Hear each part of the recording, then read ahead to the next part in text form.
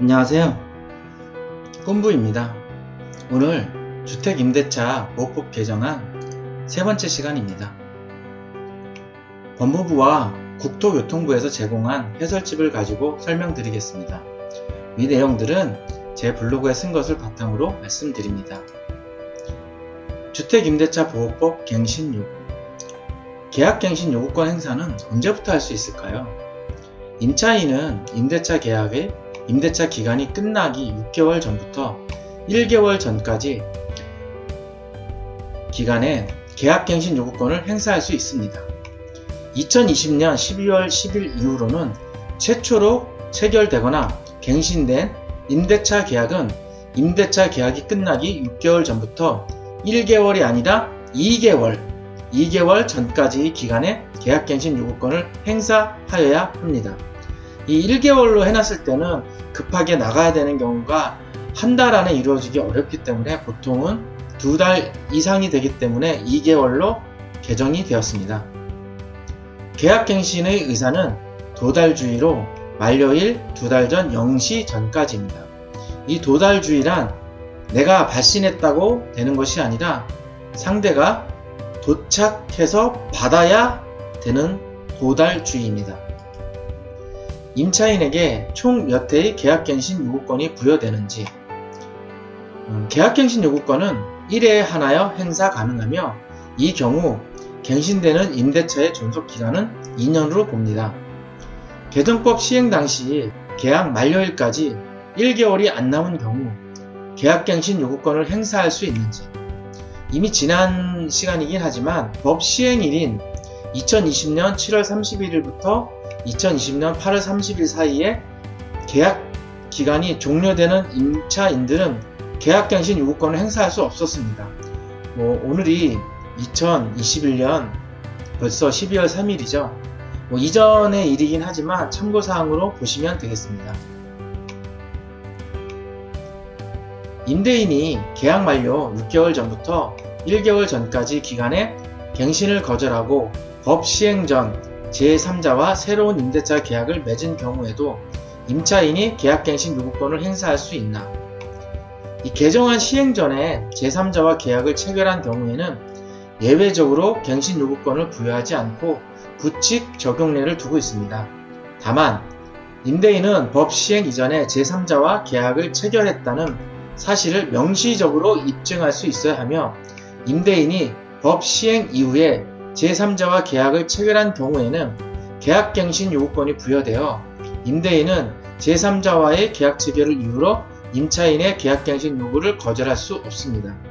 말 그대로 얘기하면 법이 시행된 다음에 임대인이 임차인에게 다른 임차인을 받을 테니 퇴거해라 아니면 퇴거해라 이렇게 했을 경우에 나는 제3자와 계약했으니까는 당신이 나갈 수밖에 없다 이렇게 얘기할 수가 없다는 뜻은 임차인이 이제 법 시행이 됐으니까 저는 계약갱신 요구를 하겠습니다 하면 임대인의 손해가 발생하더라도 계약갱신 요구를 들어줘야 한다는 뜻입니다.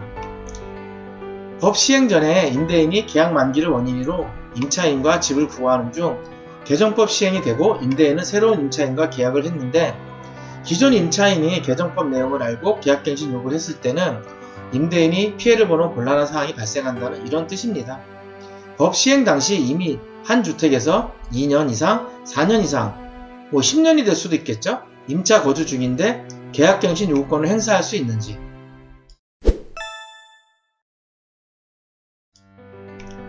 개정 법률은 최대 4년의 주거를 보장하는 내용이 아니고 1회에 하나여 기존의 계약을 2년 연장할 수 있도록 갱신 요구권을 부여하는 것입니다. 그러니 연장계약, 무시적 갱신 등의 사유로 이미 4년 이상 거주한 경우라도 현재의 임대차 계약 만료로 요구할 수 있는 기간에 갱신을 요구할 수 있습니다. 그러니까 예전에는 2년을 살던 자동 연장해서 4년을 살던 아니면 아무 말 없으면 6년을 살던 그냥 살 수 있습니다. 지금도 마찬가지긴 한데 요즘에는 특히 이제 전셋값이나 월세값이 많이 올라서 그런 경우도 있겠지만은 임대인이 본인이 다른 임차인을 받으려고 할 수도 있겠죠. 그랬을 때 임차인이 나는 특별한 잘못한 게 없으니까 나는 2년 더 연장하겠다 하면 연장할 수 있도록 한 번에 하나여 요구권을 부여하는 것입니다. 그렇다면 묵시적 갱신도 갱신 요구권으로 보는 것인가? 위에서 얘기했듯이 묵시적 갱신은 요구한 게 아니라 자동으로 연장이 된 것이기 때문에 계약갱신 요구권 행사라는 것은 권리를 행사한다는 명확한 의사표시를 해야 합니다. 묵시적 갱신은 임대인, 임차인이 기존 계약을 종료하거나 조건을 변경한다는 등의 통지를 하지 않은 경우 기존의 임대차를 동일한 조건으로 다시 임대차가 이루어지는 것으로 보는 제도이기 때문에 임대인은 계약갱신 요구를 정당한 이유 없이 거절할 수는 없습니다. 임대인과 임차인이 사전에 계약갱신 요구권 행사를 하지 않기로 약정한 경우 유효한지 무효인지, 이 계약갱신 요구권을 행사하지 않기로 하는 사전 약정은 법에 따라 임차인에게 인정되는 권리를 배제하는 임차인에게 불리한 약정이므로 주택임대차보호법 제10조 강행규정에 의거 그 효력이 없습니다. 임차인이 계약 만료 기간에 맞추어 나가기로 하였으나 이를 번복하고 계약갱신 요구권을 행사할 수 있는지, 계약이 만료됐으니까 나가야 되겠다 했는데 실제적으로 나가기 곤란한 상황이 생길 수도 있죠. 이럴 때 저 안 나가고 더 살겠습니다. 저 안 나가고 계약갱신 요구권을 청구하겠습니다. 할 수 있을까요? 참 말도 많았던 것 중에 하나인데 행사는 할 수 있다고 합니다. 임차인이 계약 만료 기간에 맞추어 나가기로 사전에 합의하였더라도 요구할 수 있는 기간에 임대인에게 요구할 수 있다는 뜻입니다. 법 시행 전 임대인이 계약 만료 6개월 전부터 1개월 전까지 기간에 임차인에게 계약갱신 거절 통지를 한 경우 임차인은 계약갱신 요구를 행사할 수 있는지, 당연히 위에서의 맥락으로 임차인은 행사할 수 있습니다. 계약갱신 요구권 행사 시 임차인은 무조건 2년을 거주해야 하는지, 계약갱신 요구권 행사에 따라 갱신되는 임대차의 존속기간은 2년으로 보지만 임차인은 임차인의 입장에서 임대인에게 언제든지 해지를 통보할 수 있습니다. 묵시적 갱신이랑 같다고 보시면 됩니다. 다만 위 해지의 효력은 임대인이 그 통지를 받은 날부터 3개월 후에 발생하고 계약 만료 전이라면 그 3개월의 임대료는 납부해야 합니다. 그러니까 1월 1일날 자동 연장됐는데 저 퇴거하겠습니다 얘기하면 2월 1일, 3월 1일, 4월 1일이 돼야 만료가 된다는 뜻이기 때문에 그 전에 임차인을 구해서 서로 간에 입주하고 퇴거하면 되지만 그게 안 될 시에는 4월 1일까지는 본인이 거주를 하던가 임대료를 내야 된다는 뜻입니다.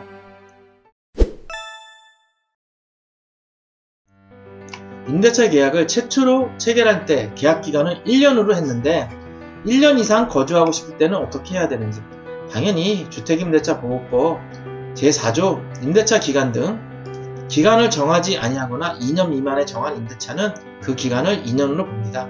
다만 임차인의 입장, 임차인은 2년 미만으로 정한 기간의 유효함을 주장할 수 있습니다. 임대차 기간이 끝난 경우에도 임차인이 보증금을 반환받을 때까지 임대차 관계가 존속된 것으로 봅니다. 보증금 반환과 본인이 거주한 집은 동시이행 관계입니다. 위 조문으로 계약기간을 1년으로 정했어도 임대차 기간 2년이 법으로 보장되므로 2년의 임대차 기간이 끝나기 6개월 전부터 1개월 전까지 계약갱신 요구권을 행사할 수 있습니다. 2020년 12월 10일 이후에는 이 1개월 전까지가 2개월 전까지로 변경되었습니다. 다시 한번 말씀드립니다. 계약갱신 요구권 행사에 별도의 방식이 존재하는가? 그 행사 방식에는 특별한 제한은 없습니다. 구두, 문자 메시지, 이메일 등 방법이 모두 가능하지만 장래에 혹시 발생할 수도 있는 분쟁 예방을 위해서는 내용 증명, 우편이나 기존 계약서 등에 기재를 하는 것이 좋습니다. 증거를 남기라는 뜻입니다. 임대인이 계약갱신을 거절할 수 있는 경우 1호 임차인이 이기 차임액에 해당하는 금액에 이르도록 차임을 연체한 사실이 있는 경우, 이 차임이라는 거는 매달 예를 들어서 50만원의 차임액이 있었습니다. 1월달에 50만원 연체하고 2월달에 돈을 낼 수도 있죠. 3월달에 돈 낼 수 있고 4월달에 또 50만원을 연체하게 되면 이기 차임액 100만원이 되는 거죠. 그렇다면 임대인은 추후에 계약갱신을 거절할 수 있다는 뜻입니다. 이후 임차인의 거짓이나 그 밖의 부정한 방법으로 임차한 경우. 3호 서로 합의하여 임대인이 임차인에게 상당한 보상을 제공한 경우. 이 상당한 보상이란 건 서로 간에 꼭 합의가 이루어져야 되는 것이고요. 이사비용이나 중개보수 등 여러 사항이 될 수 있을 듯 합니다. 4호 임차인이 임대인의 동의 없이 목적주택의 전부 또는 일부를 전대한 경우. 임차인이 본인이 거주한다고 했는데 자기 친구나 지인이나 아니 다른 사람들에게 본인이 거주할 집을 전대한 경우, 또다시 빌려준 경우를 말합니다. 물론 전세권 설정을 하여 전세로 들어간 경우에는 상관은 없습니다. 5호 임차인이 임차한 주택의 전부 또는 일부를 고의나 중대한 과실로 파손한 경우. 6호 임차한 주택의 전부 또는 일부가 멸실되어 임대차의 목적을 달성하지 못한 경우.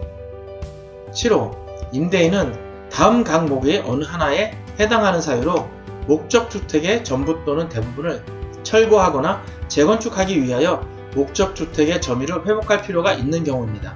가. 임대인의 계약 체결 당시에 공사 시기 및 소요기간 등을 포함한 철거 또는 재건축 계획을 임차인에게 구체적으로 고지하고 그 계획에 따르는 경우. 처음에 임차를 마쳤을 때 우리 건물은 우리 집은 1년 후, 2년 후 특정한 날에 공사를 할 계획이나 재건축할 계획이니 그때까지만 임차하게 되고 또 그 기간이 되면 합의하에 퇴거하기로 한 경우입니다. 주택의 노후, 훼손 또는 일부가 멸실되어 안전사고의 우려가 있는 경우. 위험하죠? 당연히 재건축을 하던 어떤 공사를 하던 큰 대수선을 하던 그런 상황이 생기게 되면 있을 수가 있는 일입니다. 다른 법령에 따라 철거 또는 재건축이 이루어지는 경우. 다른 법령이라는 것은 국가에서 지정하는 법령 등이 되겠습니다. 8호 임대인의 직계 존속이나 직계 비속을 포함한다. 임대인이나 임대인의 직계 존비속이 목적주택에 실제 거주하려는 경우에는 계약갱신 요구를 거절할 수 있다는 뜻입니다. 9호 그 밖에 임차인이 임차인으로서의 의무를 현저히 위반하거나 임대차가 계속하기 어려운 중대한 사유가 있는 경우. 임대인이 본인 또는 직계 존비속의 직접 거주를 이유로 계약갱신 거절하였으나 목적주택에 거주하다가 제3자에게 임대를 한 경우는 어떻게 되는지. 이 계약갱신 요구가 거절되지 않았다면 계약이 갱신되었을 기간 2년이 지나기 전에 제3자에게 임대한 경우 원칙적으로 임대인은 종전 임차인이 입은 손해를 배상해야 합니다. 예외적으로 정당한 사유가 존재하는 경우에는 손해배상 책임을 면할 수가 있습니다. 이 제3자에게 목적주택 임대 시 손해배상액은 어떻게 산정할까요? 임대인과 임차인 간의 손해배상 예정액, 서로 간에 얘기를 할 수 있다는 뜻이고요. 만약 이런 게 없는 경우 법정 손해배상 예정액 중 가장 큰 금액이라고 합니다. 첫 번째로 갱신 거절 당시 월 단위 임대료, 전세일 경우에는 전액 월세로 전환, 법정 전환율 4%를 적용해서 3개월분에 해당하는 금액이라고 합니다. 임대인이 새로운 임차인에게 임대하여 얻은 월 단위 임대료 빼기 갱신 거절 당시 월 단위 임대료의 2년분에 해당하는 금액에서 차액입니다. 갱신 거절로 인해 임차인이 입은 손해액, 별도의 손해액이 발생한다면 그런 부분을 나타낼 수가 있을 것입니다. 이 실거주를 이유로 갱신 거절한 임대인이 제3자에게 목적주택을 임대한 경우 손해배상 책임을 면할 수 있는 정당한 사유는 무엇일까요? 갱신 거절 당시에는 예측할 수 없었던 사정으로 제3자에게 임대를 할 수밖에 없는 불가피한 사유를 의미합니다. 예를 들어서 실거주를 하던 중 직계 존속이 갑자기 사망한 경우나 실거주 중 갑자기 해외 주재원으로 파견되는 등 갱신 거절 당시 예측할 수 없었던 불가피한 사유를 의미합니다. 오늘은 여기까지 하겠습니다. 감사합니다. 다음 시간에 뵙겠습니다.